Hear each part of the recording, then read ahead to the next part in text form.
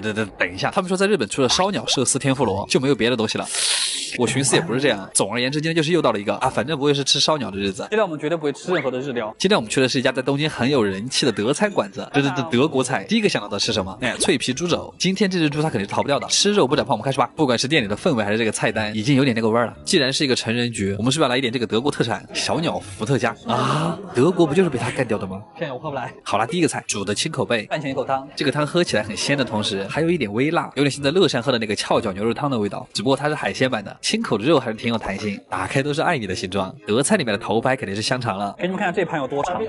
第一盘是番茄土豆味，怎么那么像美式快餐？它这个吃着会有一股很明显的烟熏味，但是它又盖不住那个肉汁的那个味道。里面香肠的肉很扎实，一口下去肉感十足，还有点黑胡椒的味道。旁边的脆皮土豆一定要蘸那个孜然番茄酱，又甜又像烧烤的味道。这边建议亲想象一下羊肉串蘸番茄的味道，有一点上头，不太确定，再吃一口。这种是真的比清淡的日料好吃太多了。这个厚切培根我狂喜欢，它下面配的是酸菜，而且那个培根是厚切很紧实，有点韧性又有点弹性的那种，肥瘦相间，但是一点都不齁咸。培根的油脂配上微微泛酸又带一点咸味的酸菜，真的太美好了。酸菜就是完美的在给培根解腻。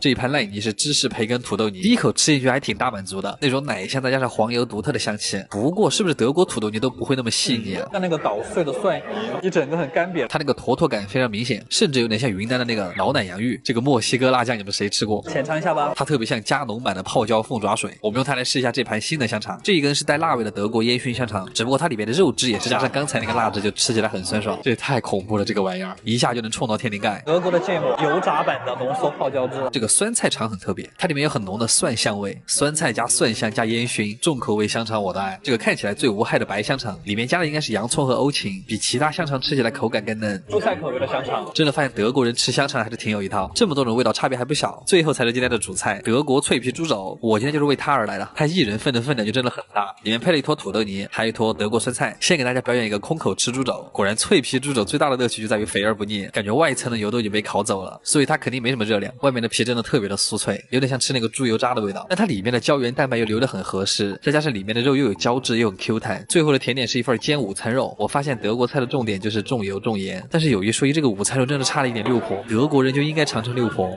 不是广告哈。今天瞬间爱上了德餐。总而言之，吃多了清淡的日料，偶尔来一顿这种重口味的异国菜也很满足。主要也是想跟大家说，日本除了那些本土菜，这些很难理解的异国菜也非常值得去试一下。跟朋友出来喝喝啤酒，也不输给在居酒屋里谈心。阿基推荐指数8.5分 ，SS 那个玩意儿。今天的这锅鹿肉还是有点厉害。Hello， 大家好，我是阿基。你们都知道意餐就是意义不明的餐厅。虽然我已经在日本踩了很多意餐的坑了，但是我还是没有放弃它。今天终于找到了一家好吃的，它是意大利的一个地方料理，但不是什么地中海料理哈。这样吃是香的。今天就一起来看看它什么样子啊。餐厅还挺好看的，这个应该就是今天我们的包间。好像是厕所。cos 选了他们家最贵的，因为这个 cos 选的全是比较好的肉。今天加甜品总共是7个菜，6个都是肉。废话不多说，我们直接开始吧。第一个前菜是鸡肝面包片，就是他把鸡肝磨得特别细之后，再铺到了烤的面包片上面。超腥，鸡肝泥那个绵密的口感加上薯片一样的面包，虽然确实很好吃，但是真的好骚啊。第二个菜是金枪鱼的脸颊肉，就是秋头的那个位置，他用的小白菜的叶子当勺子。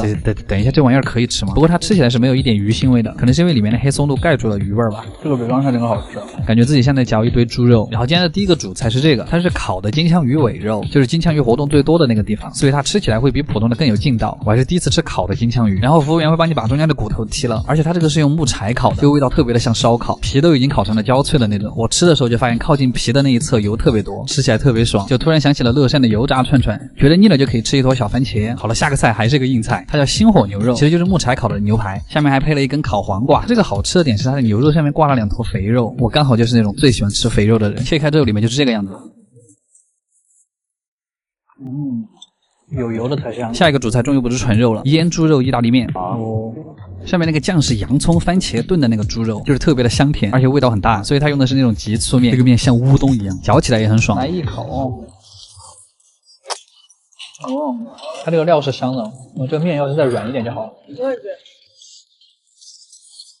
好的，最后一个菜才是我们今天的主角啊！前面的菜都是为了这个菜铺垫的。蘑菇烧鹿肉，北海道养殖的鹿肉。服务员在翻锅的时候就已经闻到那个鹿肉扑鼻而来，就鹿肉的这种药材味真的很上头，就它是一股木质的香味，然后搭配上蘑菇炖出来的那个汁，一口下去我真的我子孙满堂，我趾高气扬。哎，单鸭还是涮鸭。你要把这个平菇跟鹿肉加在一块儿吃的话，又是另一个味道。哦。我想精准还原一下鹿肉的口感，就是比猪肉更加像鸡肉，又比鸡肉更像猪肉的那种嫩滑的口感。当然还是要取决于烹饪方式哈。总的来说，这一个菜是可以单独给10分的。最后的甜品是蜜桃冰淇淋，这个甜品非常的一般，但它这个盘子引起了我的注意，还发现了我们国内的盘子。他看到我在夸他们的盘子，他就直接把他们店里所有的那个小盘子都端过来了。这个设计感还是很好的，陶瓷还是我们强啊，牛逼！阿杰推荐指数8.5分。卡我呀，尼泊尔料理。等一下，它是什么菜啊？其实尼泊尔是个什么地方我都不知道，更别说这个地方的料理了，我脑子里面一片空白。但是我还是去查了，我网上搜到的图直接把我看饿了。对，它应该不是那种普通的辣椒。于是我就去选了一家东京评分最高的尼泊尔餐厅。又到了吃异国料理的日子。它在一个非常破的楼里面，连续4年获得日本的百名店。2017、2018、2019、2022。进店之后的装修不知道为什么会有一种西双版纳的感觉。すみません。16時45分予約した量です。尼泊尔人说日语，少々お待ちください。像日本人说中文。第一个开胃小菜，我看上去就觉得很辣，不像那些日本料理呀。它其实是一个辣炒羊肉，味道很像小时候学校门口卖的那个5毛钱一包的那个辣条，但是它是肉做的，嚼两下也很像我们四川那个红油兔丁。它这个是真的辣。第二道菜是水球饼，听老板说是尼泊尔的特色小吃，怎么感觉好像在印度的博主视频里面看到过？它就是一堆脆脆的圆球围着一堆蘸料，初生牛肚不怕火，拿起一颗球，灌满蘸料，一口塞进了我的樱桃小嘴啊，干净又不能说，咬开那个脆壳的感觉，特别像山东煎饼里的薄脆。然后紧接着就是烧烤调味的汤汁和咖喱味的土豆泥，它还带了一点柠檬的酸味和薄荷，但它几个味道还是挺配的，像是菠萝海鲜炒饭这种派系，像一个开胃小菜。我发现这个小菜的吃法了，就是你可以把它放在球里面，辣炒羊肉配水球饼，我操，有点意思呀。下一个菜是鸡蛋肉饼，它在盘子里看起来莫名的普通又自信，看得我满脸疑惑，好像跟我们国内的一样。吃之前我以为它会和四川的锅盔一个味道，但它其实是那种比较松软的孜然咖喱味，就很吸味，但它可能更像柔软版的锅盔，但里面换成了烧烤咖喱味的猪肉馅儿，还挺好吃。芒果奶吸到了，没什么芒果。我确实想感叹一句，尼泊尔料理比我们之前吃的地中海料理好吃多了，没有拉踩的意思，主要是这2个菜系都用了很多香料，但是尼泊尔的搭配我更喜欢。接下来就是非常出名的尼泊尔饺子，又是完全没有吃过的味道。它其实这个设计和灌汤包有点像，只不过它这个汤在外面，因为它那个饺子里面也是汤，吃进去先是那个薄荷的味道，然后是经典的烧烤味，再是有一点肉馅里面酸菜的味道，就是饺子的部分特别像泰国的冬阴功酸菜饺子，非常的吃不腻，甚至有点像韩国菜。我觉得他们家有个特点，就是看起来都特别丑，但是味道就都是让你难以想象的那种美味。果然我的预判很准，这个菜还是很丑。尼泊尔人炒沙干，哇，这个吃起来真的就新疆味了，口感像是先卤后炸的乐山串串，但是这个更干。要非常注意的是他们家那个辣椒，真的要小心，它大概是小米辣的4、5倍的辣度。